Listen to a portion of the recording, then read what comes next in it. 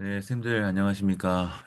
3월 1일이네요, 벌써. 내일 주일, 3월 첫째 주 주일입니다. 수련회 이후에 한 주간 잘 보내셨습니까? 우리 내일부터 이어지는 3월의 주제는 리더십이라는 주제인데요. 성경은 민수기가 시작이 됩니다. 특별히 1절부터 4절까지를 가지고 주제는 이렇게 되어 있어요. 리더를 세우시는 하나님. 하나님이 뭔가 세우신다는 거죠. 이 말씀을 보면 이제 이스라엘 자손이 애굽 땅에서 나온 후 2년 2월 1일 시내 광야 회막에서 말씀하시는 내용을 다루고 있습니다. 시내 산에서 언약을 맺는 장면을 지난주 19장 말씀을 통해 보았는데요. 그것과 이어지는 내용이라고 보시면 되겠고, 계수하라는 말씀이 이어집니다. 사실 민수기라고 하는 게 백성들의 수라고 하는 내용을 이제 담고 있는 기록이잖아요. 인구조사이라고 할 수 있는데 왜 인구조사를 하냐? 뭐 다양한 목적들이 있겠죠. 투표를 위해서 그럴 수도 있고 아니면 뭐 세금을 걷기 위해서 이 지금 민수기의 경우를 생각해 보자면 싸움에 나갈 만한 모든 자를 계수하라 한 것을 보았을 때 전쟁을 대비하는 그런 준비 과정으로 볼 수 있겠습니다.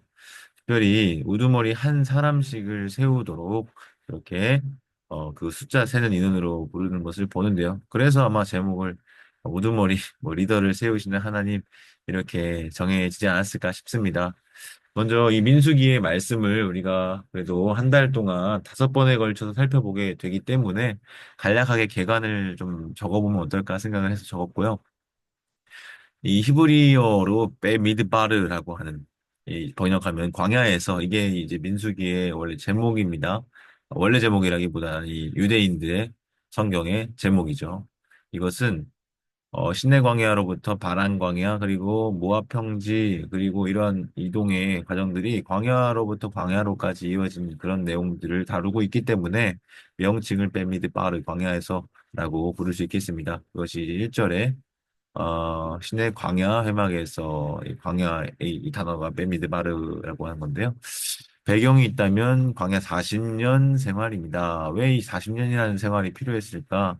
결론부터 말씀드리면 하나님께서 약속의 땅에 이끌어 가시기까지 어떤 훈련 과정으로서 이 40년간의 광야 생활을 사용하십니다. 신해산 언약을 체결한 이후에 가나안을 향해서 나아가는 여정이 나타나는데 이 신해산 언약이 어떻게 적용되는지를 알게 하셔서 언약의 말씀을 믿고 순종하는 일이 중요하다는 것을 이 민수기를 읽는 백성들로 하여금 알게 하시는 것이 목적이죠. 그래서 민수기를 말할 때 이 신해산 언약, 즉 모세 언약을 적용한 역사라고 볼 수 있습니다.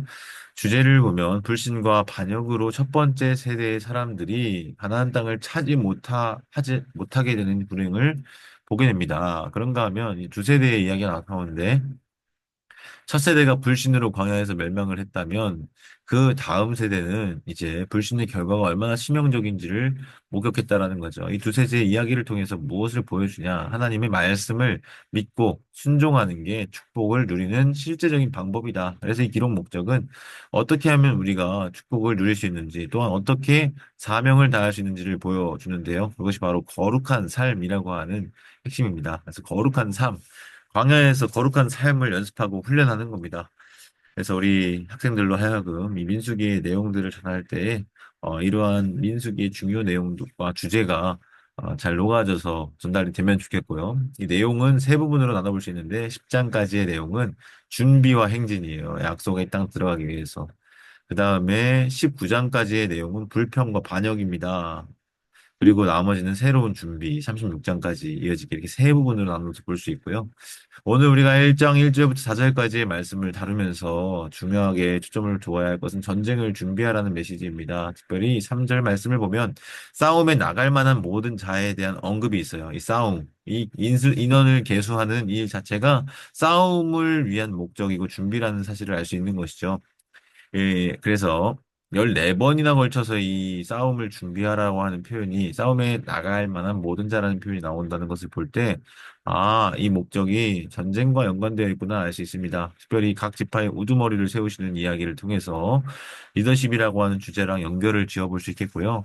한 가지 우리가 주목해 볼 것은 이 계수한 싸움에 나갈 만한 인구가 60만 3,550명, 우리 성경 퀴즈 같은 거에 많이 배웠었는데, 시작할 때 1장 46절에서 그렇게 나오는데요. 40년 끝에 보면 26장에 60만 1730명으로 차이가 그닥 없는 것을 봅니다.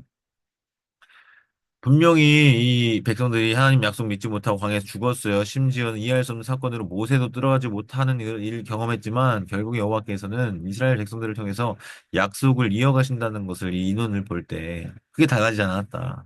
그것을 볼 때 이어가신다 알 수 있습니다.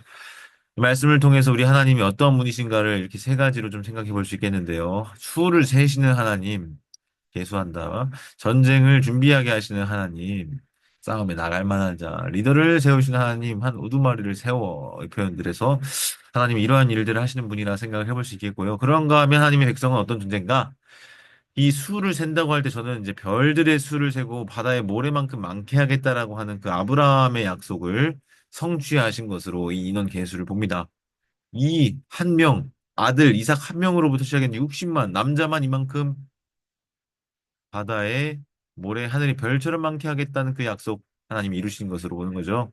두 번째는 여호와의 군대입니다. 여러분, 출애굽에서 이 군대라고 하는 표현이 나와요. 바로의 군대, 이집트의 군대만이 아니라 이스라엘을 하나님이 여호와의 군대로 묘사하는 장면이 있습니다. 설교 시간에 제가 그런 부분들을 다루게 되겠고요. 특별히 이제 에스겔서에 보면 37장에 마른 뼈 환상이 있습니다. 마치 이스라엘의 영적인 상태가 마른 뼈와 같이 죽어서 생기가 없는 상태처럼 묘사가 되는데 성령께서 역사하시니 그 마른 뼈와 같은 자들에게 생기가 불어나서 지극히 큰 군대가 되는 과정을 보여줍니다. 그것과 같이 이 이스라엘이 여호와의 군대로서 정체성을 가지고 있다는 모습을 볼 수 있고요. 또한 리더, 우두머리로서의 어떤 모습을 봅니다. 그러면 지금 오늘날 우리에게 어떤 메시지를 발견할 수 있을까? 하나님은 그의 백성들의 수를 세십니다. 전쟁을 준비하게 하십니다. 리더를 세우십니다. 그러므로 우리가 어떻게 적용할 수 있겠는가? 하나님이 아브라함과 맺은 언약을 무조건적인 약속을 이루시는 분이기에 나머지 약속하신 분 아직 이루어지지 않았던 복과 은혜도 누리게 하실 것이다. 이것을 신뢰하자. 이게 적용이 되겠고요. 또한 우리의 정체성이 여호와의 전쟁을 준비하며 싸우는 군대라는 사실을 기억하고 말씀에 순종함으로 거룩한 삶, 아까 민수기의 주제라고 했죠. 말씀에 순종하러 주와 피 흘리기까지 싸워 승리함으로 거룩한 삶을 산다. 이것이 하나의 또한 적용이 되겠습니다. 마지막으로 하나님은 리더를 세우셔서 전화를 가다듬게 하였고 리더를 세워서 다가올 전쟁을 준비하자. 특별히 한 주 동안 신방과 만남을 통해서 스쿨처치 리더들을 좀 세웠어요. 그래서 이 친구들이 앞으로 계약하여 시작될 전쟁 가운데에 앞선 리더자들이 될 것입니다. 이들을 축복하고 응원하고 기도해 주시면 감사하겠습니다. 그리고 또한 그 리더를 중심으로 각 학교들의 스쿨처치 기도 운동, 예배 모임들이 일어나게 되기를 바라면서 내일 준비를 잘 해보도록 하겠고요. 이상 잘 쉬시고 내일 또 건강한 모습으로 만나 뵙도록 하겠습니다. 감사합니다.